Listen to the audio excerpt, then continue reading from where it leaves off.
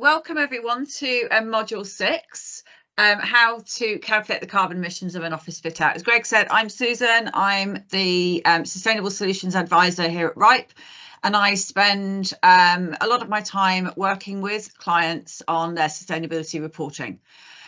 So let's move on in terms of, why is it important to be able to measure and report the emissions of fit out in a commercial building? So I think, Greg, if you could go to the next slide.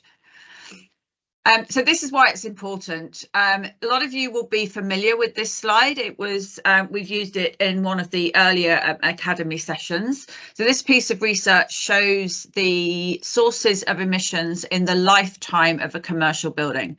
And as you can see here, fit out is 43%, which is by far the largest sources of emissions.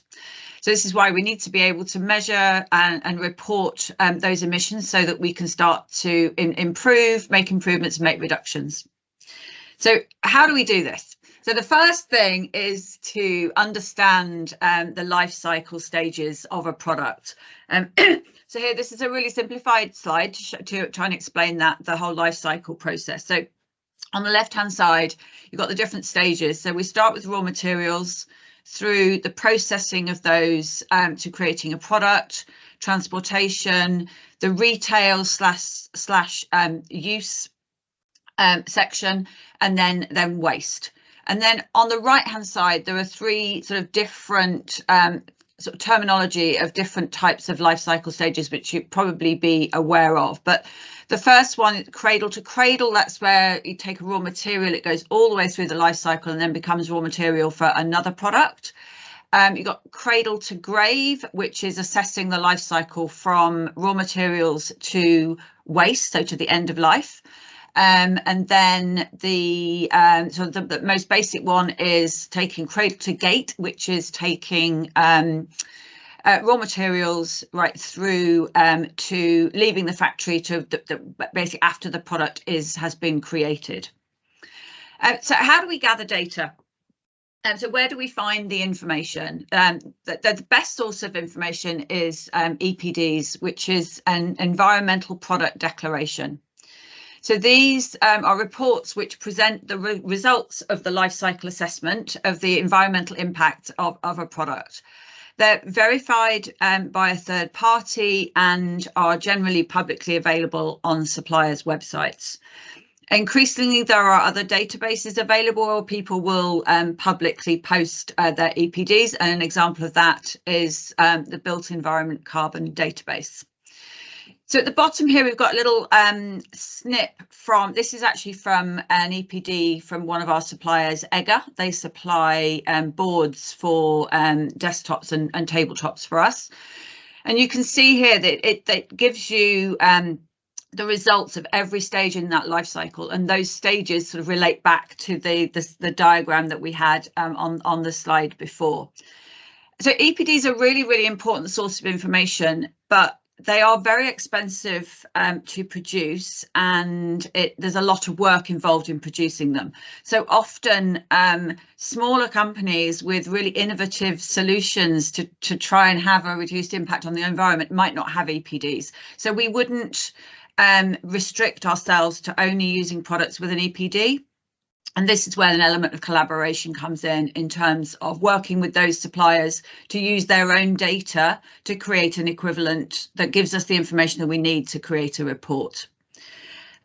So what do we do with the data? How do we work out the calculations? So the key at the first stage really is to agree what stages of the life cycle are to be included and what are the goals and scope of the report.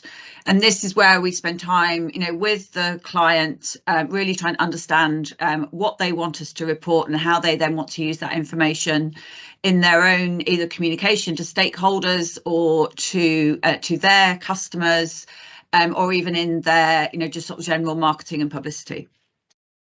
So we establish the goals and scope of the report, and then it's about gathering data. So the first thing that we would do is with every item in a project, we have what we call a bill of materials. So we list all the items, and then within that, every single process that is applied to each item is recorded. And then we research for the EPDs or what data is available for each of the products and processes that we've used. Then we calculate the emissions associated with each of those stages, excuse me, and record those, and then total up all the emissions for that product, and then in turn all the emissions for a project. What's really important in the report is that we include all sources of data. This is all about transparency. So we include all sources of data. We show all the inputs, the units and the value of that input. And then lots of transparency around all assumptions that have been made. So here at the bottom here is a snip of a report that we did recently on a blog. There's a website link there when you look at the slides later. This shows you a lot more detail behind how we end up with a simple number, but all of the background and all of the recording of information that goes towards creating that number. Yeah, so this is all about giving a clarity of a result, but actually having all of the information that is behind that readily available. So I mentioned transparency. Really, I mean, obviously transparency is really key to make our reporting defensible, but also so that it can be challenged and we can all learn from what we're reporting and how we can do things better and gather more data in the future. So the transparency really comes down to three themes. Assumptions that I've mentioned already, but we have to be really clear about the assumptions that we've had to make, because this is quite a new part of the industry reporting, and not all the data is available, and so we have to make assumptions, but we have to make those really clear so that things can be challenged and defended and improved upon. I've mentioned a lot about dialogue, so it's about dialogue across a sort of upwards and downwards, so it's with our own suppliers and it's with our clients as well, and also being really open about what the report means and how therefore that can be used to improve products in the future. Collaboration, mentioned that a couple of times as well. I think collaboration is really key as part of, I mean, it's part of the UN SDG goals, so the UN Sustainability Development Goals. It's number 17, collaboration, as working together. And a good example of this is one of our big clients at the moment is creating a library database of all of the sustainability information across all of their mainly used products, and that's everything from building materials right through to furniture and fittings. And this means that their designers, so we're all collaborating in terms of creating that database, but their designers can make design decisions based on actual data and information, so they're making better design decisions as they're developing the project.